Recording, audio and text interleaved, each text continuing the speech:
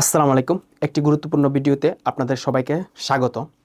আজকের টপিক হচ্ছে একজন শেয়ার অ্যানালিস্টের অ্যানালাইসিস কত পার্সেন্ট সঠিক হওয়া উচিত। এটা আমার ব্যক্তিগত অভিমত দিয়ে আমি আলোচনা করব।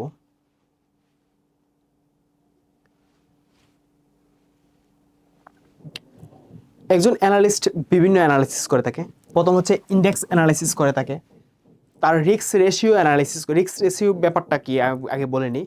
রিস্ক রেশিও হচ্ছে আপনি একটি শেয়ার বাই করলেন, সেটা কত পার্সেন্ট পর্যন্ত লস হলে আপনি হোল্ড করবেন এবং প্রফিট কত পার্সেন্ট হলে নেবেন। ধরুন 100 টাকা একটা শেয়ার কিনলেন, আপনি চিন্তা করলেন 90 টাকা হলে 90 টাকার নিচে চলে আসলে আপনি বিক্রি করে দেবেন এবং 120 টাকা হলে সেই স্টক থেকে আপনি প্রফিট ট্যাক করবেন। এটাই হচ্ছে মূলত রিস্ক রেশিও, রিস্ক রেওয়ার্ড বলতে পারেন বা রিস্ক রেশিও যেটাই বলেন না কেন। স্টক অ্যানালাইসিস এর সঠিক কার্যকারিতা, অর্থাৎ আমি একটা স্টক ঠিক করলাম যে XYZ স্টকটি 10% বৃদ্ধি পেতে পারে,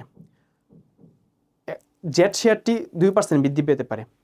আমি দুইটা শেয়ার অ্যানালাইসিস করলাম, আমার দুইটাই কি সঠিক হয়েছে, নাকি একটা সঠিক হয়েছে আর একটা ভুল হয়েছে, নাকি দুটোটাই ভুল হয়েছে। এটাই হচ্ছে অ্যানালাইসিসের মানে স্টক অ্যানালাইসিসের কার্যকারিতা। সো আমি ব্যক্তিগতভাবে মনে করি ইন্ডেক্স অ্যানালাইসিসের ক্ষেত্রে 75% সঠিক থাকা উচিত।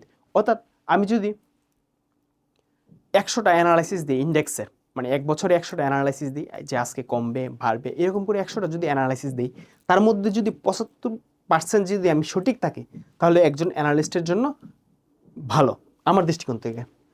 রিস্ক রেশিও হচ্ছে 1:2, অর্থাৎ আমি যদি 10 টাকা লস নিতে পারি, সেটা যেন আমি 20 টাকা প্রফিট নিতে পারি একটা স্টক থেকে। এই বিষয়টা হচ্ছে এক্ষেত্রে প্রফিটেবল।